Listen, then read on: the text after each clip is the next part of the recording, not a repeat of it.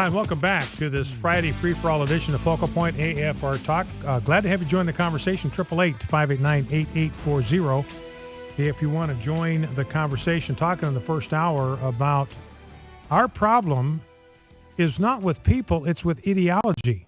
Our problem is with a totalitarian ideology that's expressed in the Quran. Our problem is with the commands of Allah, slay the idolaters wherever you find them. We are the idolaters. Americans, Christians, we are the infidels. We are the idolaters. And their God commands them to slay idolaters wherever you find them, even at the finish line of the Boston Marathon. Now, I got a problem with that. I have a problem with people who come to America and believe that. I have got a serious problem. And we have 3 people that are dead, 176 people that are injured, 25 or 30 people that have amputated limbs because people believe that. They came to these shores. They were invited here. They were welcomed here. These men apparently came here legally. One of them is even now a citizen of the United States, which tells you something, by the way. I mean, he took an oath on 9/11, 2012.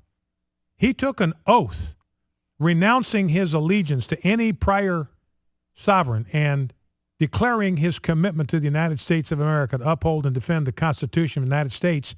And then 6 months later, he's out there killing 8-year-old American boys. So he just lied through his teeth when he gave that oath. And again, that's part of Islam, taqiyya. It's a doctrine that you can lie to advance the cause of Islam, that it is noble, it is right, it is morally good to tell a lie if it will advance the cause of Islam. And so you've got these, and a further indication, you've got these Muslims all around the world that are celebrating this. They were celebrating this before they knew that a Muslim had done it. You've got the only other people that are celebrating this? Westboro Baptist Church. Now that, my friends, that's a hate group. The Westboro Baptist Church, the cult headed by Fred Phelps and that gang, they're celebrating. They're out there thanking God for the marathon bombing, just like the Muslims are. I mean, there's basically no difference between the Westboro Baptist Church and their hatred of homosexuals. We don't hate them. We love them. I just had a reporter in here talking about this protest out in front of our building, in front of our studios. And he followed me in here, and we chatted for a couple minutes just before I went on air. And I just told him, look, we don't hate anybody. We love homosexuals enough to tell them the truth about their lifestyle. They've got their studies that they cite. We have our studies that we cite. That's not hatred. That's just disagreement. That's just debate. That's just discussion. That's what America is supposed to be all about. We don't hate anybody. But the Westboro Baptist Church, they hate homosexuals just like Muslims are taught. Now, not all of them do, but this is what they're taught. They're taught to hate the infidel and taught to kill us. Now, as again, I said, we can thank God that most Muslims aren't devout. We can thank God that most Muslims do not take their own holy book seriously enough to kill us. But there are many that do. Now, they're a minority, but they take it. And what we're learning here, and this is my whole point with what a nice guy these people were. The guys, I had the story with the guy's dad sitting in front of me. Talking about these guys. He was a true angel, the youngest one, the father was saying. The sister saying, I'm shocked, I'm surprised. I saw interviews with classmates today. The younger guy that's still on the loose, he was quiet. He was friendly. He was one of us. And that's my point. How can we tell? We have no way to tell the difference between the quiet, friendly, helpful Muslims who are one day going to want to blow us up, and the quiet, friendly, helpful Muslims who won't.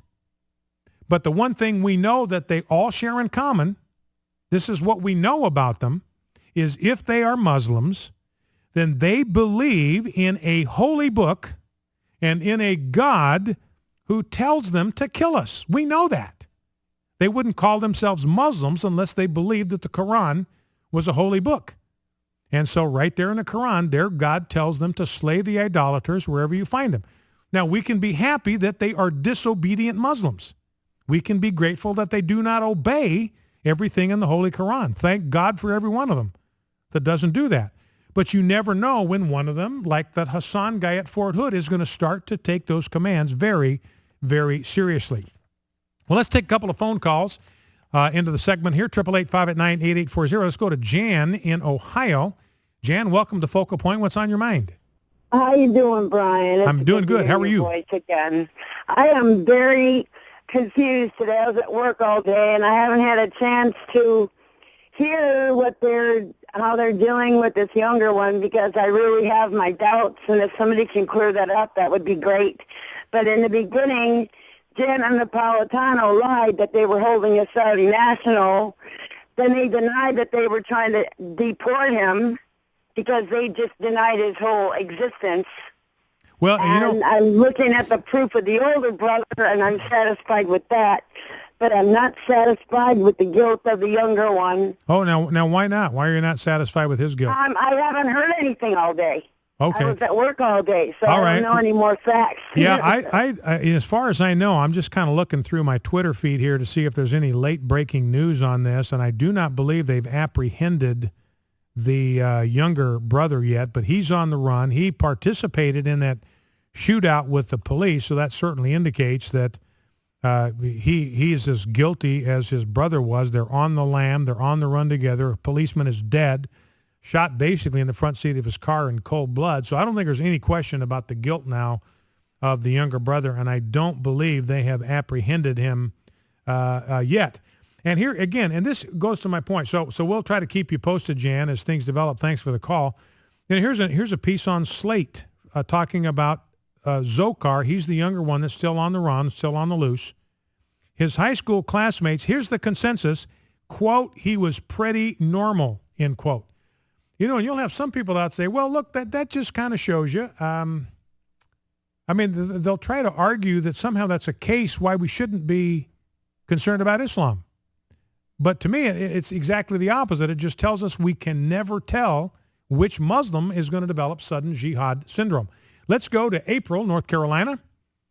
Bring in April if we can. April, welcome to Focal Point. What's on your mind? Hey, I'm not sure if, I'm almost positive, but isn't this the same group that these young men are from that killed all those kids in the Soviet Union several years ago, remember? That is correct. I think the school actually might have been in Chechnya. But they still killed like 150, yes. 120. It was a lot of kids, and I remember watching it on television. Yep. They took an entire school hostage. A lot of kids were killed. So a group of Chechen Muslims took over a theater in Moscow, and I think 500 people wound up dead in that deal because the police had to gas the whole place to try to knock everybody out and wound up killing them. So, yeah, this has just been a hotbed of Islamic extremism literally for hundreds of years, and that's where these guys are from. They evidently early years were there, so they've come by this kind of mindset very honestly. All right, April, listen, I appreciate that. Thank you for that call. And again, when I come back out of the break, I'm going to talk to you about what George Bush did back in 2001. And again, we've got this kind of sick and twisted relationship with Saudi Arabia. Remember, 15 of the 19 hijackers on 9/11 were Saudis. And yet we're still treating them as this wonderful ally in the Middle East. We'll talk about that when we get back.